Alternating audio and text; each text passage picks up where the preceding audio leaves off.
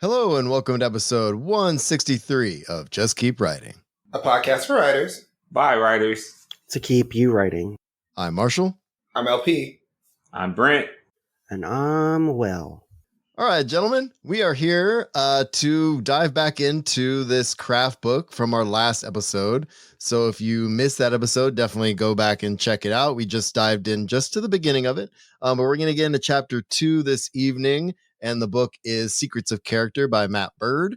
And I'm going to drive this little episode, and I'm just going to kind of dabble into the front part of chapter 2, because I think, and I'm kind of glad the four of us are here, because I think you guys will have some very unique takes on some of the things he's suggesting. I don't think, and one of the things he says before I even get to the actual reading of the text is that obviously you wouldn't do all of these things he's suggesting, right? And I think that's kind of, with any craft book, if you are reading something and they're giving you advice, they're just giving you as much as they can, but take what works for you. So I think we're just going to kind of jump in and see what works for us. I have some questions lined up around the beginning of what he suggests we should do. But last episode we talked about how to get the reader, and specifically the things we talked about was why do we believe, why do we care, and why do we invest?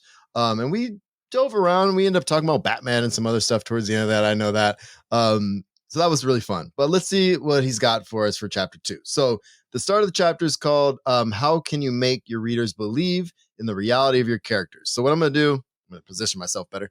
I'm going to read just the first part of this chapter, and then I'm going to throw it back at you guys with a couple questions. So I like the opening of this chapter because it's kind of something I would probably talk about with my creative writing class, trying to get the reader to believe, and that suspension of disbelief that comes with fiction, right? So he starts off, they know you're lying. If you're writing fiction, you're lying. You're claiming that a character exists that doesn't really exist. You just made it all up. You're not fooling anyone. But so what? They've bought your book or movie ticket. They understand the concept of fiction. So why can't a reader just willingly suspend their disbelief? Well, they're willing to do that, but only if you meet them halfway. You need to make your character come to life. You need to trick your reader or viewer into thinking, oh, this isn't just some phony character I've seen a million times. This one is real. I feel like I know this hero. Your hero will just be a phony construct until you breathe life into her. To do this, you need a strange combination. Universal details we identify with, an oddly specific detail that seems so unusual that they must be real, because no one can make them up. In this chapter, we'll look at dozens of tricks you can use to increase the believability of your characters, and starting with the first rule, be repetitive. I'm going to stop there really quick, because I do want to read this part about being repetitive, and he is going to suggest a ton of different things that we're going to take or leave. But I'm curious to see, because some of us have different feelings on craft books. How do you feel about the opening of the chapter? And I kind of am aiming this at LP a little bit. Yeah, I mean, to be clear, I don't like this book so far. I've gotten farther than this, but like, if anything, it's a testament to Marshall's ability to turn things that I don't find palatable into like worthwhile series of questions. I'm gonna make it worth your while if I can, my friend. I mean, yes, but also like there are really smart people on this podcast who have really smart things to say. So like it ends up being a really great conversation regardless of how I feel about it. I ricochet off of craft books that are too prescriptive. Like some of the things that he's saying, I agree with, but I feel like I've just seen some of this in some other places. Said differently, not better, not worse. That's fair. Brent, any thoughts before we get going? Well, I'm kind of at a deficit on this one since I haven't had a chance to actually like get into the book. But I did listen to the previous discussion you all had, and nice. Yeah, so I did listen to that. From what I gather, it kind of feels like, I don't know, maybe y'all can correct me having ever read it. Does this feel like a 101 kind of book, or does it feel like it's trying to be a 401, or like is it trying to get deep in there? Or that's a good question. Will, you got any thoughts on this? Is what like kind of level this feels to you? I mean, I just think it's a mixture of things, you know. It's taking one aspect of writing and focusing on character and giving you some different exercises and tools to try. So some of it is 101. Other things can be more leveled. I was talking actually about it with Devon, because I suggested it and he started reading it, and then we were going back and forth. So that's why I suggested the book. So I'd say it goes back and forth. I think some of it is just, yes, some of it feels 101, but some of it's like a good refresher or exercises to try. And I don't like everything, but there's some things that made me pause and think and then try in some of my stuff I'm writing. Yeah. Yeah. And Go ahead. I mean, 101 stuff seems, for me at least, even no matter how far I get, I still think there's always going to be room to like go back to 101 stuff and like refresh myself and get reacquainted. So Yeah, and that's kind of what I was thinking when Will said that, because there are parts of this that especially the section we're going to get into. That's kind of why I'm asking you guys this question up front, because I'm curious to see if this changes towards the end, because at the beginning of this section there's some stuff in here I haven't really thought about in this way. It could come across as 101 adjacent, but I feel like if I had done some of this a little bit better, I think my characters would be a little stronger out the gate. And I think that's what this kind of focuses on, this chapter, is starting off your character really believable really quickly. You know what I mean? So with that said, let's get in. I'm just going to read this first section, and then he gives a bunch of examples. After I'm going to read the first couple paragraphs, and he gives several examples. I'm going to jump to one of the specific examples because I think that might spark something kind of to talk about. But anyway, so the first rule of believability: be repetitive. He says, I'm always a fan of counterintuitive advice. So let me start with this general rule for character believability. The best way to make a character believable is to be repetitive. And I don't just mean over the course of your whole story. I mean, even from the first 10 pages. Hit their characterization hard. As I've said before, writers overestimate a reader's desire to be surprised. Beginning writers assume that the reader wants to say, I had no idea the hero was going to do that. But they actually love to say, I knew he was going to do that. How quickly do they want to know what the hero will do? Right away. You can give your heroes 5 different opportunities to show their character in the first 10 pages, and the readers will love it if they can already start to guess how heroes will react by the time they get to page 10. So he goes on to talk about an example from Little Women. I'm going to skip that one and read a section from Game of Thrones he gives towards the end of this section. And he says, Game of Thrones is yet another novel that tackles the difficult task of introducing several siblings at once. Let's get focused on the ward Theon. Right away in the first chapter, Arthur George R. R. Martin hits Theon's character's note over and over. He's introduced with Theon was a lean, dark youth of 19 who found everything amusing. That's a great character description we haven't heard a million times before. Then after that, we get his same character note repeated 3 times. He laughed, put his boot on the head, and kicked it away. Greyjoy was laughing and jokes as he rode. Theon Greyjoy said with wry amusement, we're already saying that's so Theon. All 3 of these books, as he goes on to say, introduce several siblings at once and rise to the challenge of repeatedly driving home the characterization of each until we know how they contrast with the others. So, it's a long way and an example of asking you guys a specific question. I don't know how to feel about this particular thing because it depends on how you're repeating things, but I'm going to ask you guys. So, is there something specific that you thought you wouldn't be into? Like a genre that's a hard sell for you, etc. But the character in the first few pages or minutes of the show sold you? That's my question for you guys, because I think that's what he's kind of asking here is, you want to feel like, oh, that is so this character I'm in, regardless of the world or the medium. Does that make sense? So any examples that you can think of? It can be a TV show, book, or whatever that you thought might be a hard sell or something someone told you. And in the first few pages, you're like, oh, crap, this character I'm in. My roommate is gone for a little bit. So while she's gone, we've paused my rewatch and her first time watching Buffy the Vampire Slayer. And in the first episode, Buffy cozies up to Cordelia because we feel their similarity. Like Cordelia quizzes Buffy and Buffy passes, and Cordelia decides that she's cool because she's from LA and she knows the things. And then she sees Cordelia mistreating Willow and decides that Willow is the person she wants to be friends with. And like, it's not Save the Cat. She didn't save Willow's life. It was just like, hey, I want to be friends with you. And she made that decision kind of out the gate when like it probably would have been easier to be friends with the popular girl. All right. I like that. Brent, any thoughts? I'm trying to think a show that like I wasn't sold on, and or a book I wasn't sold on, and I got convinced. And it doesn't necessarily have to be that. I guess what I'm asking is there just something that comes to your mind where maybe something the author did or the characterization was strong enough to hold you even when you thought maybe you weren't gonna be into it? Yeah. So okay.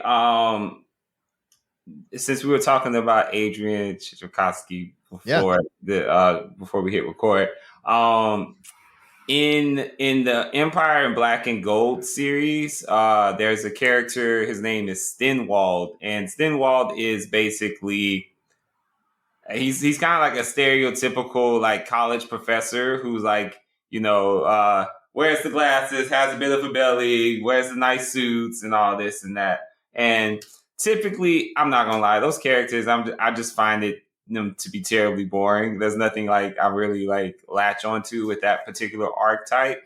But with this one, he flips it on his head, and it's like, yeah, this guy's all that, but he's also secretly running this underground rebellion against this like encroaching empire. And it was like such a for me, it was like such a twist on that archetype. I was like, oh, I'm in. Like, even though he never exactly became my favorite character, just that particular twist in the beginning with this guy was enough to make me commit for 10 books. So yeah, it obviously worked.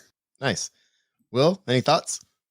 For me, it was an editor read my like first 100 pages of my novel Renegada, and she told me to read A Throne of Glass by Sarah J. Maas because she said the character reminded her of the main character Selena, and I really didn't want to read it because I really didn't think I was going to like epic fantasy that much, and I read it, and I think the way that Sarah characterizes Selena in the first chapter, she's snarky, she's confident, and at the same time, she's deeply scarred and vulnerable. And she didn't hit all of those. She hit it in ways that made the character interesting by assessing the guards kind of all huddled around her. So she knew it was something big. And she was assessing of how she would take each one down. But then she also thought about how many times she failed to escape as a slave.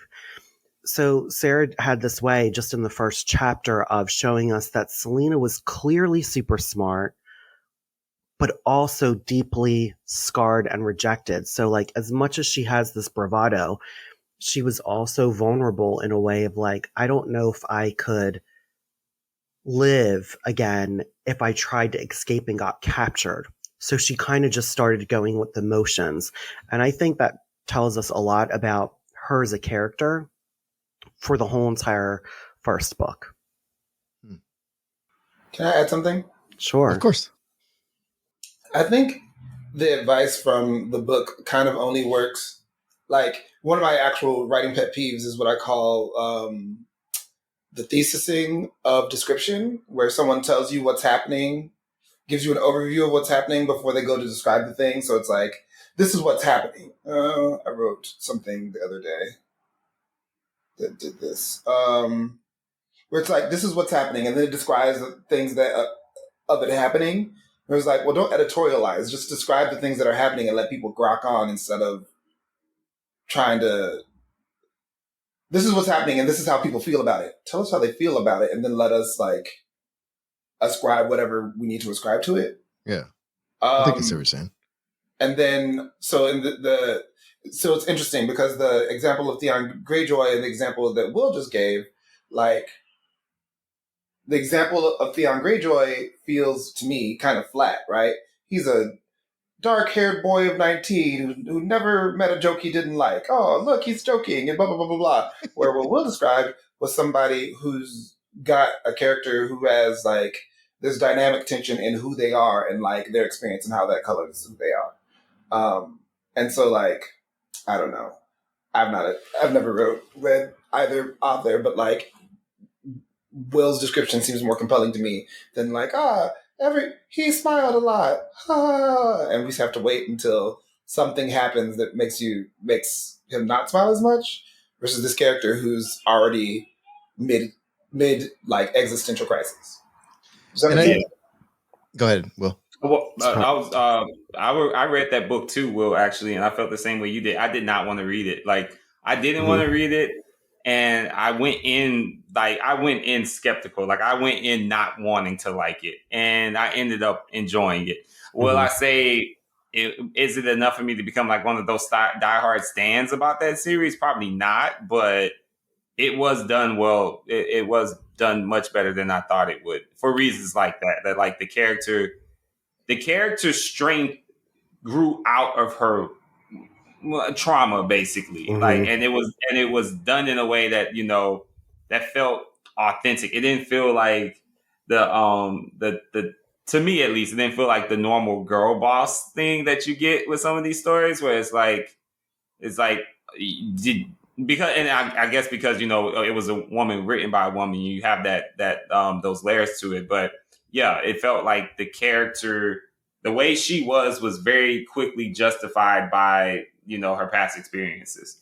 Yeah, I think with like Selena's character, I mentioned this to Nick like a couple years ago, because I don't read a lot of epic fantasy. Like, it's not my first go-to, right? Not that I don't enjoy some of it, but there's something about that character of Selena that she has come from such a broken place, and yet she's an assassin, and she struggles with that for a little bit, but she still holds on to her humanity. You know, like, there's still kindness in her that I find really remarkable. The books itself, there's problems that I was like, well, that was a wrong thing to do, especially killing one of the characters that I was like, okay. But yeah. Oh, I was so angry when one of the characters died. You guys are funny because my wife's been suggesting that particular author, and I think that same series for quite some time now. And I haven't done it.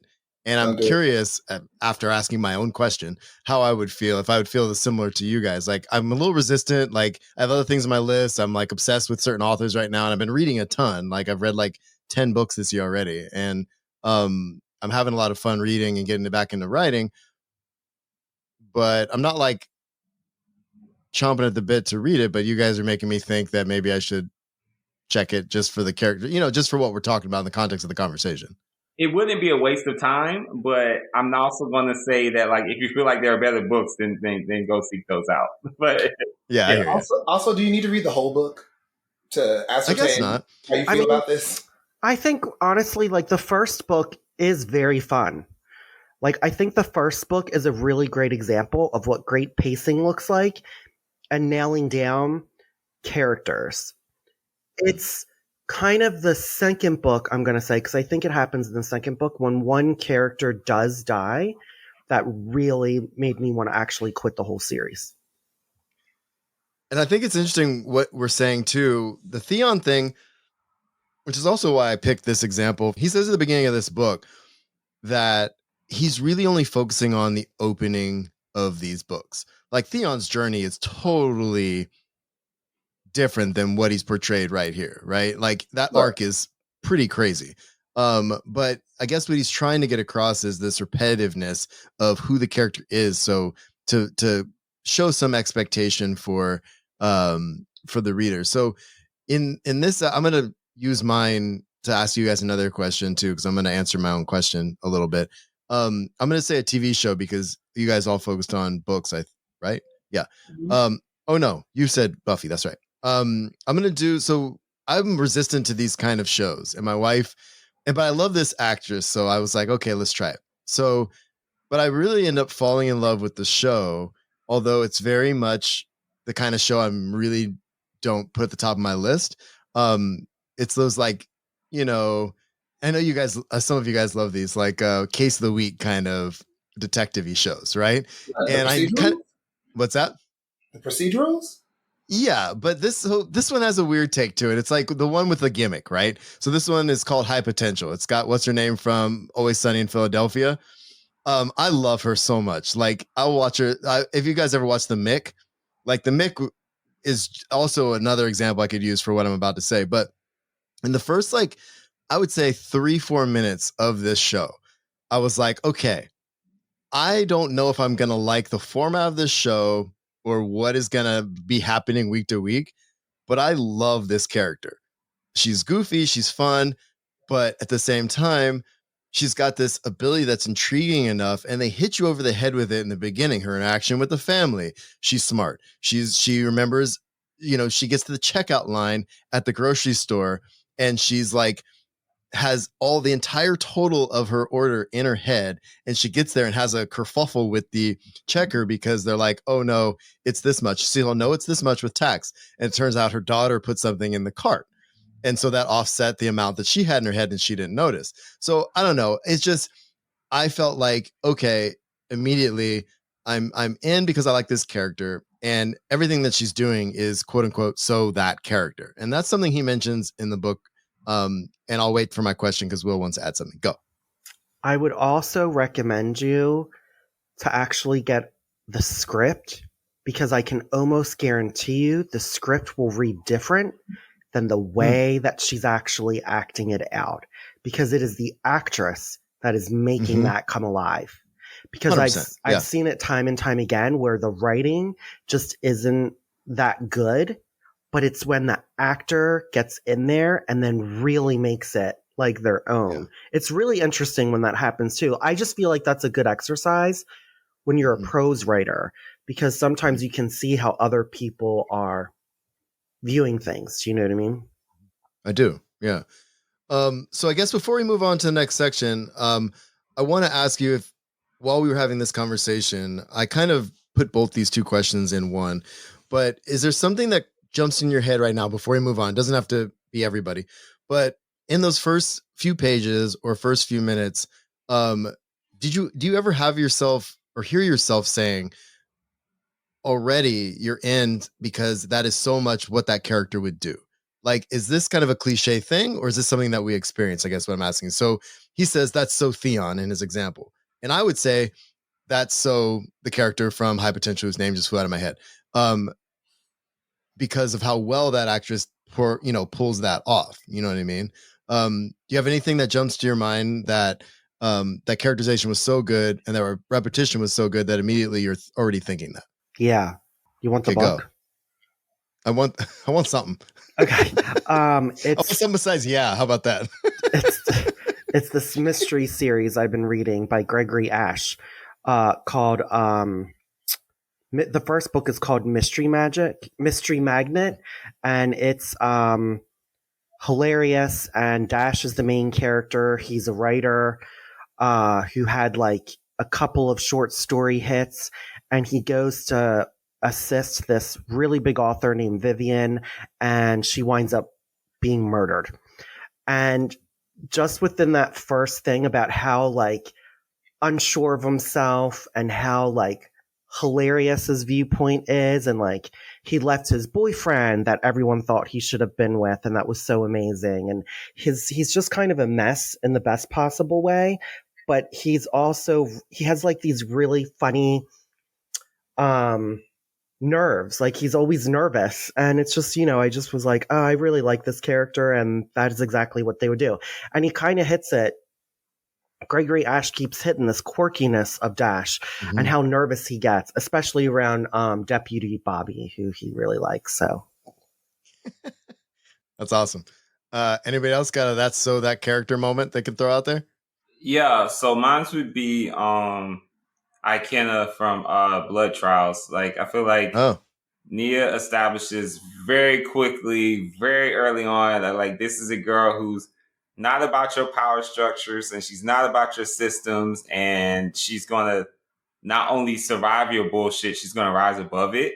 And I think opening the book with like a funeral scene, which is just this intense emotional thing for anybody, and to have her like stay true to her character of like, you're not phasing me, was like such a brilliant way of like showing us just the depth of her, like her character, and how throughout the rest of the story you can kind of see that like, yeah, this girl is not going to let anyone push her over. If she's not getting pushed over at one of her most emotionally vulnerable moments, she won't ever get pushed over by these people. So I thought that was like a really, really solid way to introduce us to being like, oh yeah, this is definitely something she would do. Yeah, of course she's going to tell this person to fuck off. Like, yeah, of course. Like, it's very, very well done to establish that. And it's almost not so much as that's so this character. It's like, yeah, that makes sense for this character because of what I've seen already, right? Yeah, and I think that the choice was so. And I mean, whatever. I'll talk shit about George Martin. I would argue like that. I use that example on purpose. How Nia did that versus like that example we were given. Like Nia's example is much stronger, I feel like, because she's showing her character being themselves, not just on a la-di-da-di-da day, but in a moment where it's like, this is something very like consequential and very life altering. And this is how that person walks in that moment. Nice. I mean, I would add to that, like, there's an aspect of like existential conflict. Because no one's that flat, like I feel very fat. I want to go to the gym. I don't want to go to the gym. Like all these things are true at the same time. And like that Theon description isn't that. Do you know what I'm saying? When we talk about Ikenna, and it's a conversation about, being a person of privilege in a space where people,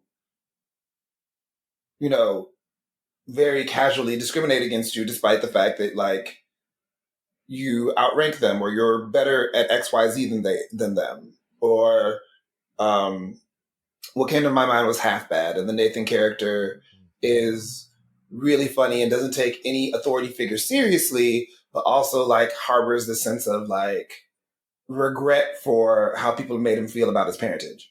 And the repetitiveness, they did it really good, right? In the very beginning, he's like, he doesn't take every adult he encounters in like those first 3 episodes. He's pretty much chucking the middle finger out, except for his grandmother.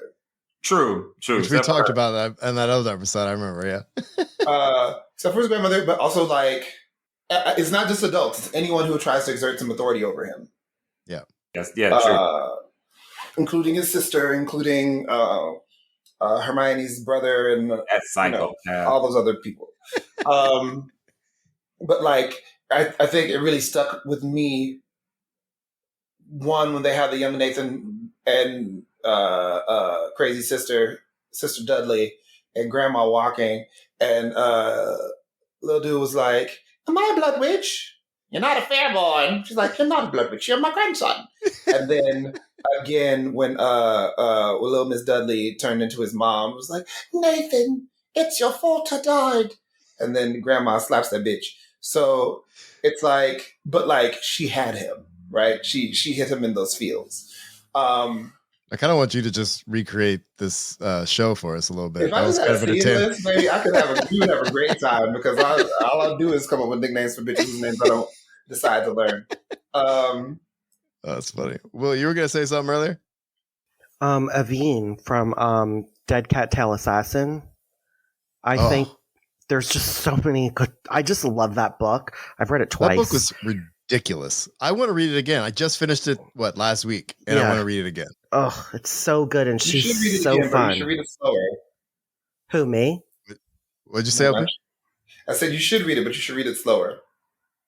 Are you talking to me? Yeah, like a normal person. Oh no! I'm not going to read it slower because I got it. I'm in. Yeah, I love that book. I think it's amazing. I think I read it in a day and a half or 2 days, I think. Yeah, it's just so good. All right. Are we ready for the next part of this? Because I think I'm very curious to see how you guys are going to react. Now that we've had this kind of conversation, we're going to get into what he calls the 4 aspects of believability. And I'm curious, especially since Brent hasn't dived in. I want to see LP's face. I can't wait to see what you guys think. Okay. So he says, let's preview this chapter. In order to make a hero believable, they must have a full life, a fully fleshed out world, universal behavior, and a specific personality. Okay. He breaks down personality a little bit into subcategories. And he says personality would be the big one. So they're going to break it down further. And he says it's also so in the subcategories are a unique way of talking, a unique backstory, flaws, secrets, assertiveness, beliefs, specific tastes, and belongings. So he goes on to talk about each one with a ton of examples. This week, since we're about halfway through already, we're going to focus on this section of that's just a full life. Okay. And there's a couple of categories within this that I'm really very eager to see what you guys think of this. So he goes, so under this category, he says a full life. First and foremost, your hero must exist. They can't just be there to serve the wonderful story you've cooked up. They need to have things they'd be doing if you didn't dump all this crap on their heads. How do you make your hero a real person? So the first trick he suggests, we're going to spend a couple minutes on this one, is give your hero some food. Okay. And I'm very excited to see what you guys think of this.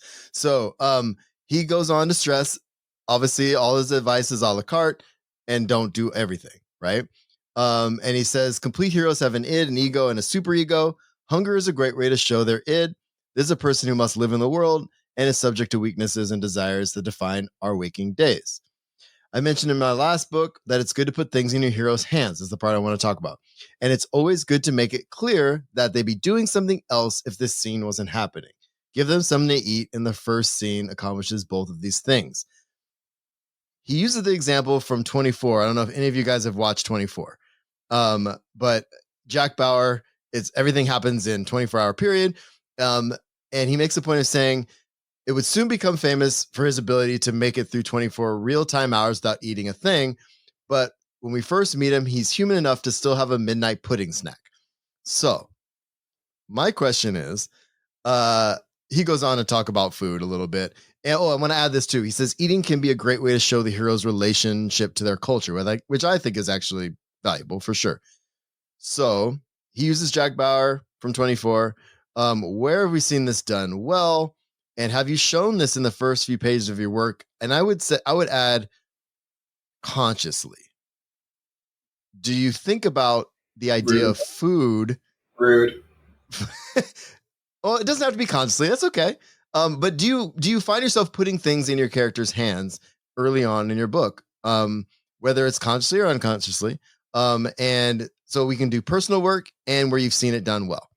So I think, yeah, consciously, just because I think you can't avoid it. Like they're if you, especially I think if you're trying to establish character or personality, like they're going to have something of material value, even if that material is a paper bag over their head. Like it's still something. So I think, yeah, I now as far as food though, that's very specific. I don't think I would necessarily like come out the gate with food unless I felt like I needed to for some reason. But yeah, I feel like objects in general, like it allows you to create observations to be made. Like you don't want to, I don't know, you just don't want to have someone blank walk through the scene. Like, so yeah, definitely consciously, I guess.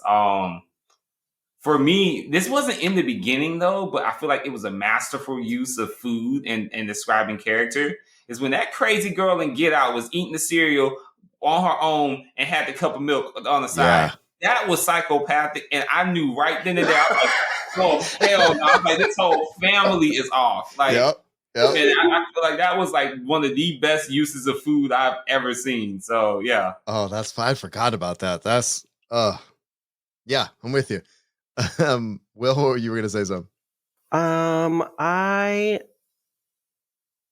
think with the food thing, it's nice for world building aspects, or like if you want to get something like across, like I think of the Ninja Turtles, right? The fact that they love pizza, I think kids like love, and it's like, oh my God, they like pizza too. So do I.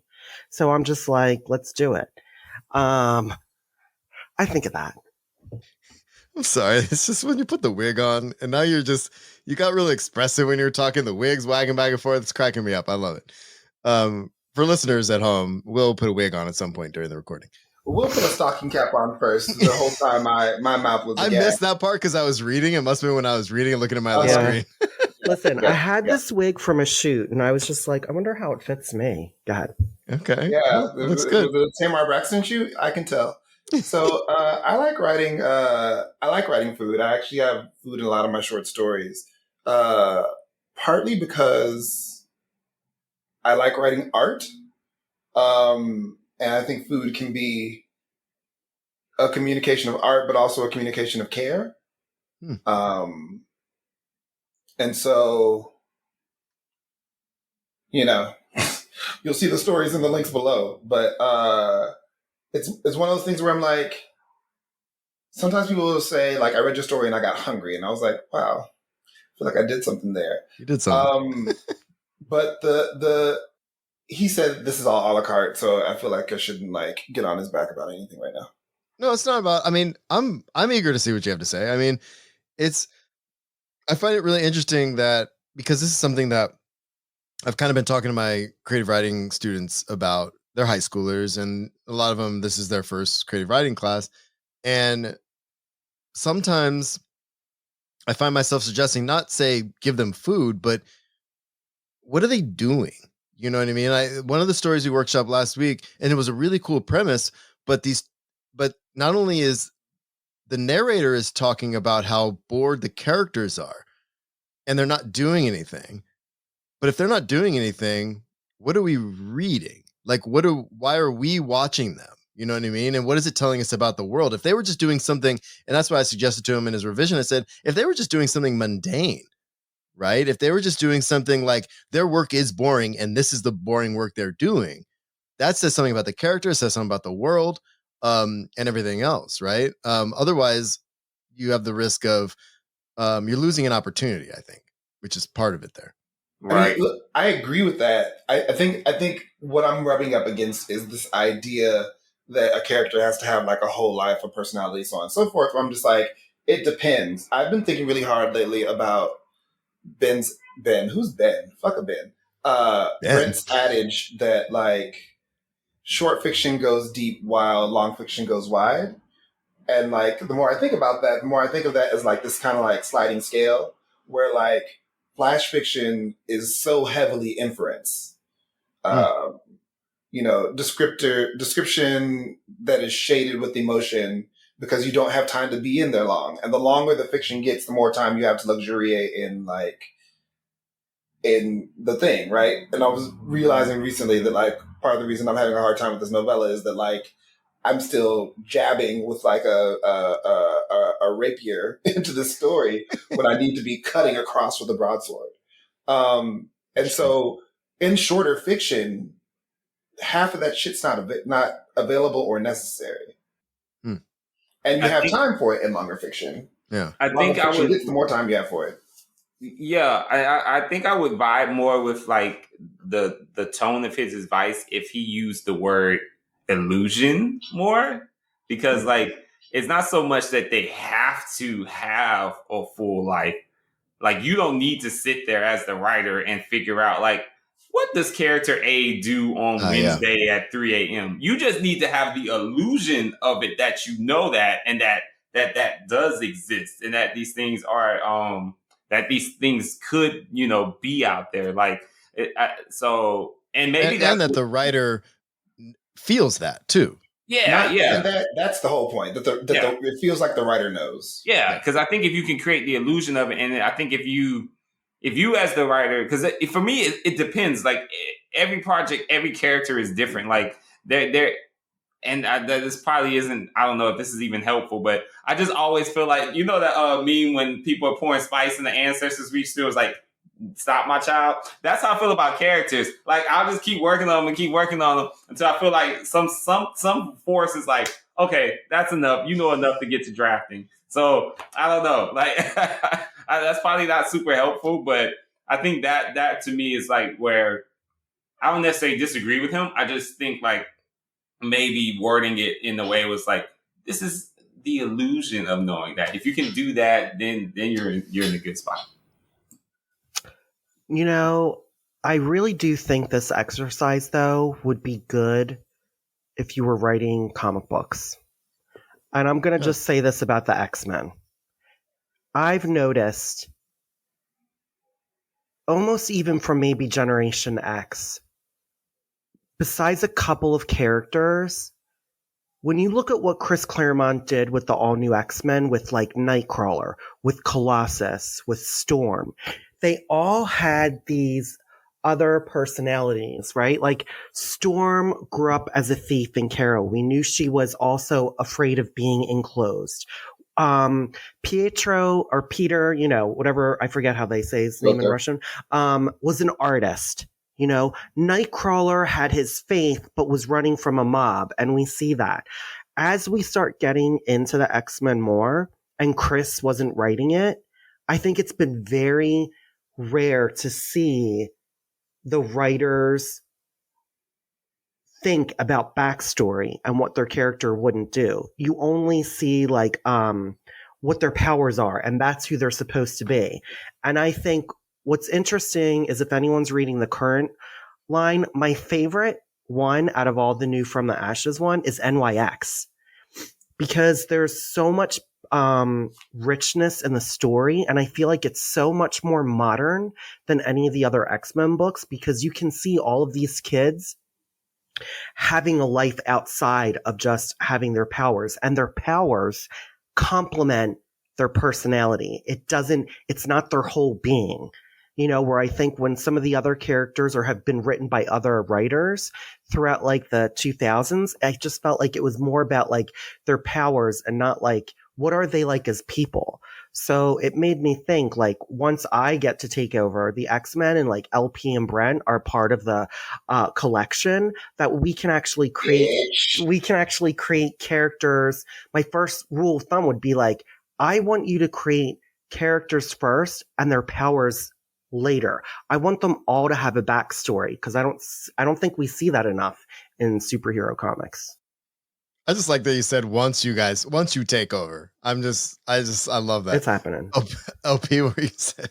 If we're going to talk about X-Men, we need to talk about Chuck Austen, because people hate Chuck Austen's run on the X-Men from, I believe it was the late 2000s to early 2010s. Burn every issue. Huh? Burn every single issue of that run. Shut the fuck up. I hate that run. Oh my God. Hate the run, and that's fine. He turned the X-Men into soap opera, which doesn't bother me because it was always about them as people.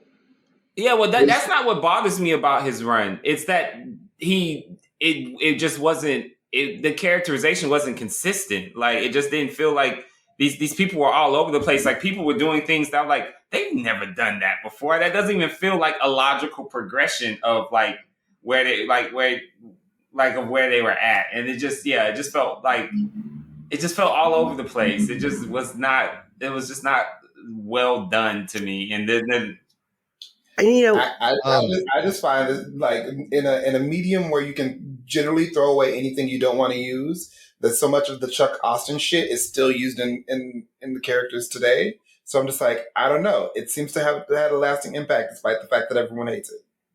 Well, I mean, part of that too, though, is I think that like, well, for what Chuck Austen was also operating in, who was his contemporaries in that time, though? Didn't he have, I can't remember actually. Because I know the Azazel crap is kind of used, but that was more in the movies than in the comics. I think that didn't come back up in the comics again until like much later. Yeah. And there was the Church of Humanity, but that wasn't Austen. That was Joe Casey. And there was Warren getting his natural wings back and turning white again and starting to date Husk.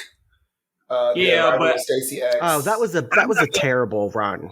And the dating Huss was terrible, but I think I think the white I'm glad you brought up the turning them back white in the original Wings. I'm not going to say that was a stroke of genius on his part. That's just the natural cyclical nature of comics. That if a character changes, eventually that someone's going to take them back to where they were originally.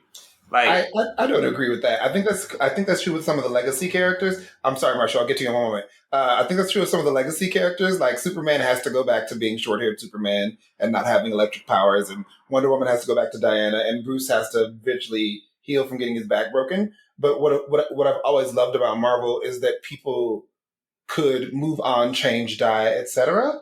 Oh, people wanted Warren back to be white, though. I was in the AOL forums in those days. People wanted him. They wanted that blue shit gone. Which is interesting because, real quick, Marshall, I don't mean to interrupt, but let me just get this out here real quick. Because it's all going to relate back to character, right? I hope so. Because that's what I'm trying to do is redirect. That is the problem, though, when I find not until Jonathan Hickman really took over, we actually started to see the personalities of who the actual characters were. I think everyone who worked on that Krakoa era nailed a lot of the personalities of the characters, and then not only that, expanded them. Right? They went to the core of who they were and they expanded it. And that's what I think you have to do when you're writing IP. Marshall. So all I was going to do was say, hey, let's bring it back to what we were talking about before we dive too much into an X-Men rabbit hole. But I do appreciate the conversation about character and that you brought it back, Will. Nice job. So I think we've exhausted the food thing because that's where we started. But we were talking about, you guys were talking about jobs a little bit. And the next part of this, I was going to bring up Star Wars because he brings up Star Wars in the book. And I don't want to dive too much into a rabbit hole. We've got 3 other topics to cover really quickly here at the end, but he says, give your hero a job. And he goes on to say, we don't really trust heroes who don't work.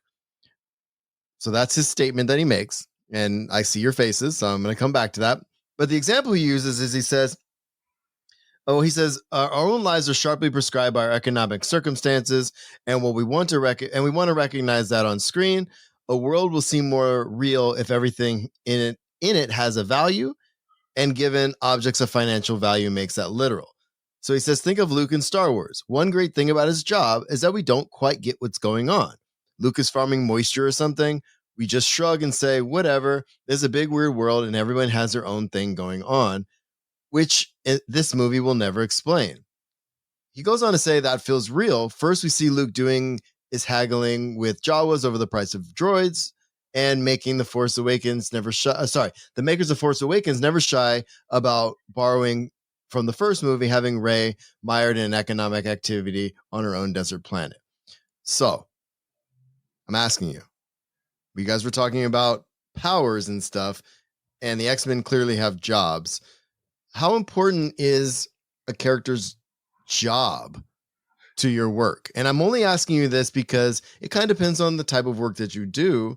I'm asking too, do you intentionally employ your characters, or they just come with a job, or what? Do we think about employment? I mean, is this something that we as writers constantly think about? Very few of the X-Men have jobs. Okay, go ahead. That's true. Will? I would Giving the world a job. I heard what you said, Brent.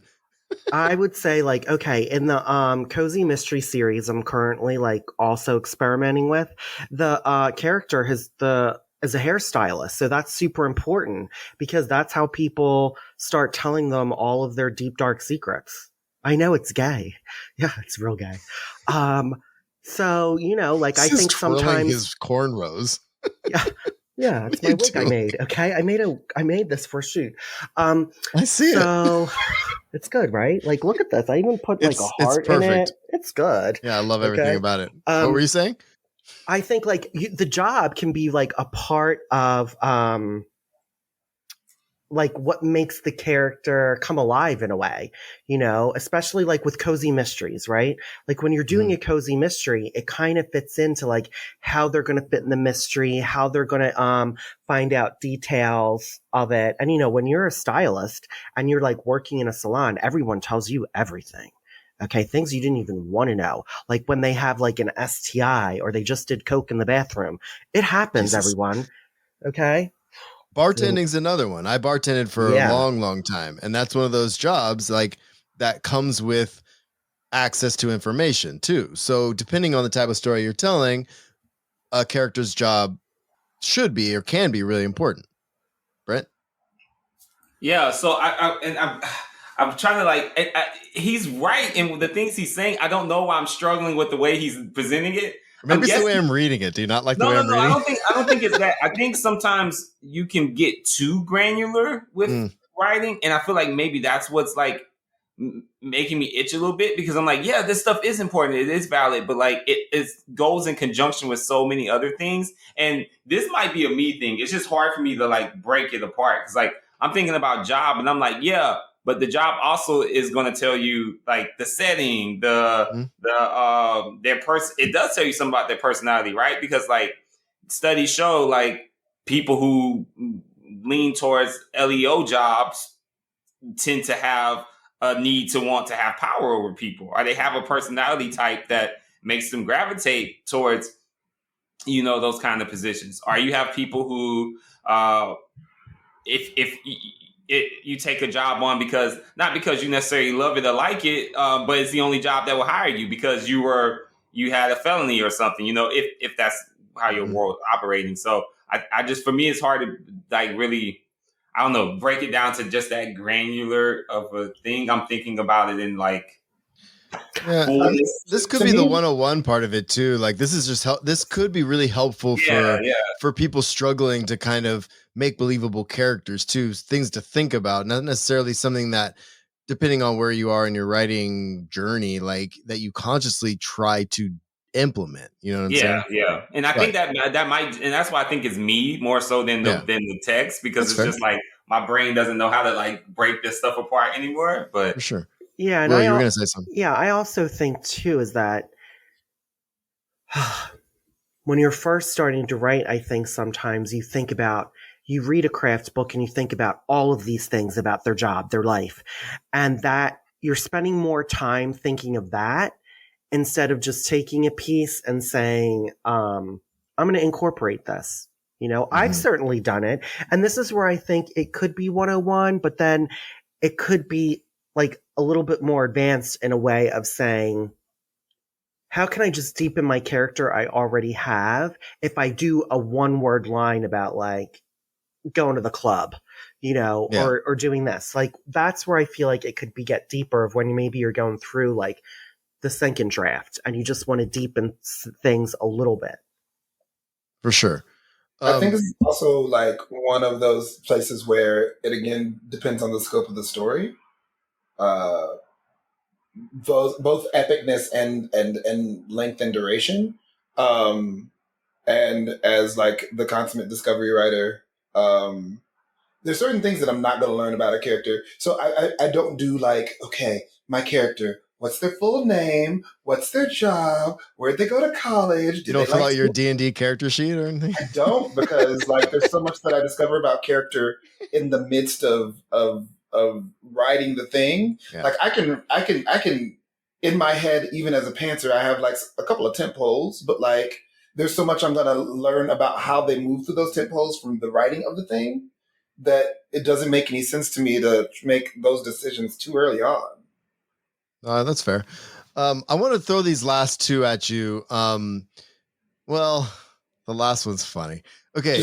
Just do it. I'm going to throw them both at you at the same time. The last two, since we're out of time, the last two that he suggests in this section is give your heroes friends and give them something to read. I want to start with the friends part. And he says, let me go to this. He says, this is a mistake many writers make. It's tempting to have the whole world be set against your hero, but not always the best choice. Having friends does a lot of work. This hero has built a support network over the course of their life. Friends complete us, and you want a complete human. I'm gonna throw in what he says about giving them something to read, because I think this should be really interesting, and I'll button up my last two questions with this. He says, in my last book, I talked about how the simplest way of getting us to identify with a hero is by having that hero read, just like a reader is doing right now. Even better is when they're interrupted and criticized for reading, like Pride and Prejudice or Jane Eyre. And he goes on to give a bunch of examples.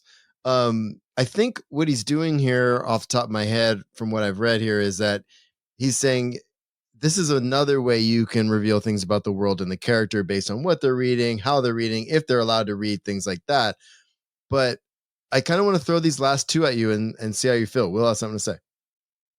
Yeah, I think the reading thing is kind of brilliant in a lot of ways. Like Selena in a game of A Throne of Glass loves to read. I think it reveals a lot about her character and the way people react that she is so into reading, because they don't expect that.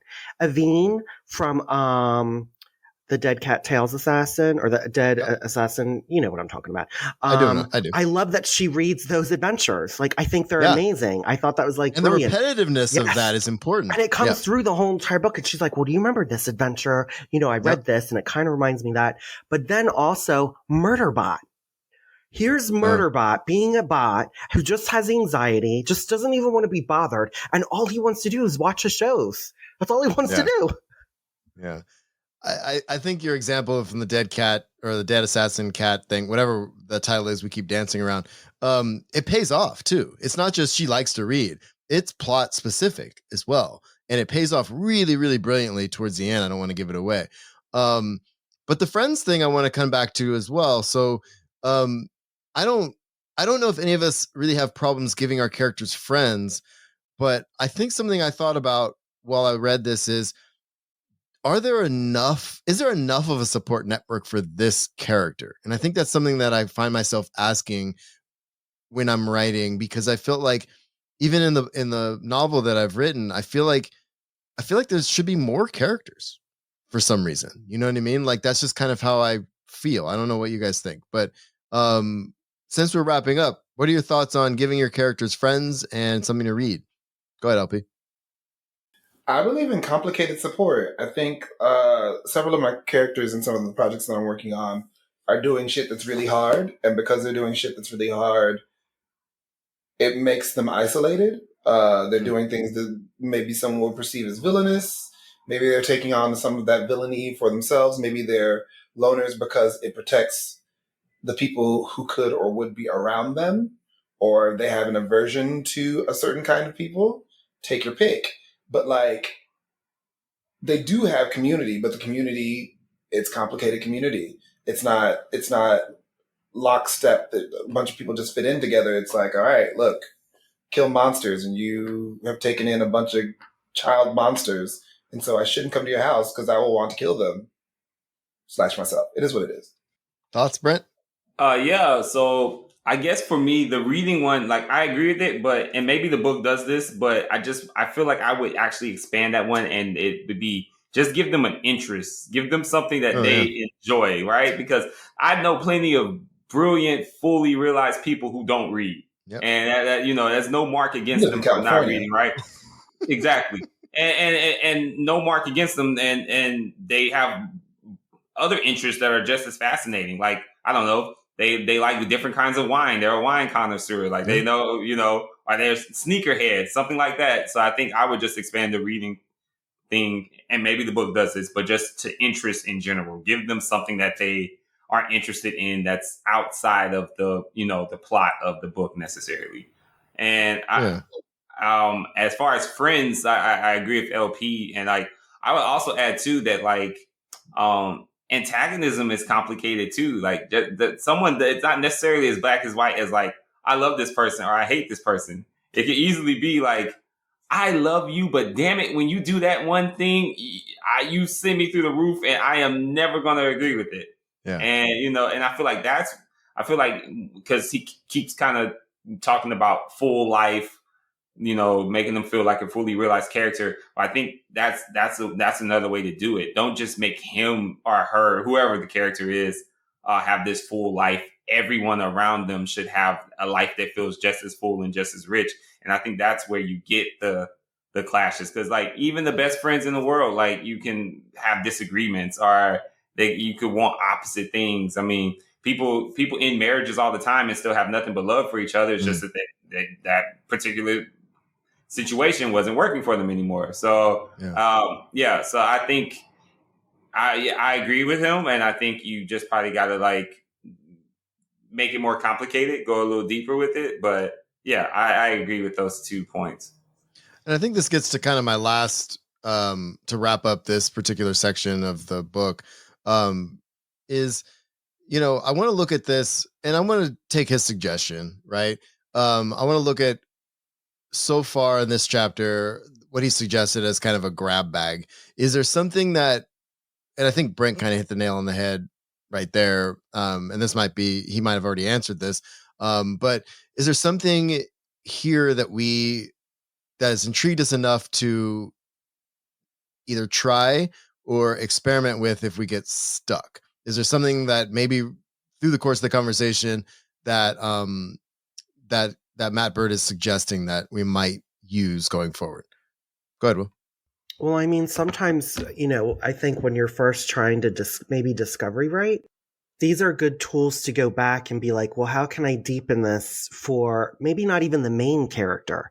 Maybe it needs to be some of the off characters that are having these moments, but you don't feel like they're deep enough, So it's a good way to just like layer in, maybe not for the main one, but maybe for the supporting cast to really think about, because then it's like the supporting cast is just there to uphold that one hero, and that feels so flat and so boring.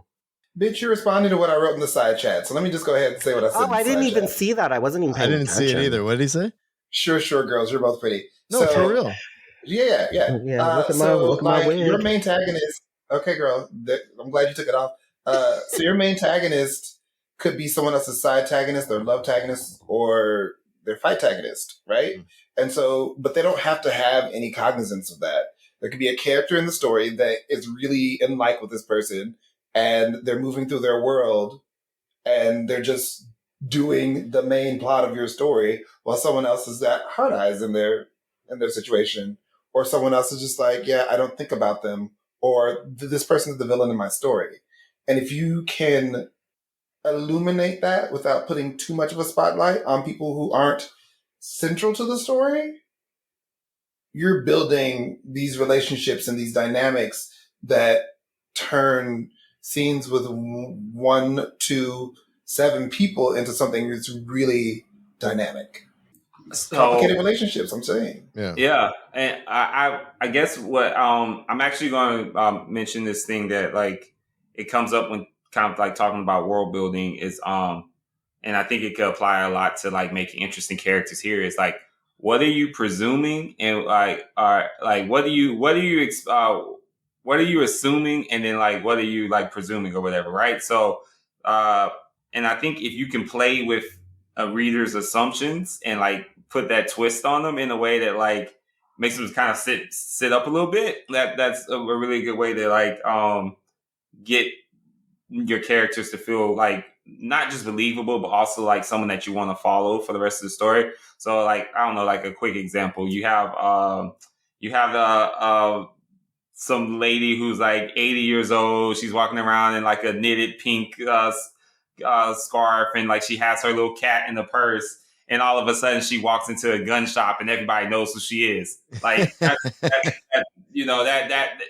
now you're like, well, what the hell? Like, how did this lady get here? What's her life like? And now you hook someone in. And I think using all those different things he talks about, whether it be food or whether it be jobs or friends or whatever, like that same lady, she walks into a biker gang bar and everybody's ready to buy her shots. You're like, what is this lady's like? Like, where is she from? So I think that's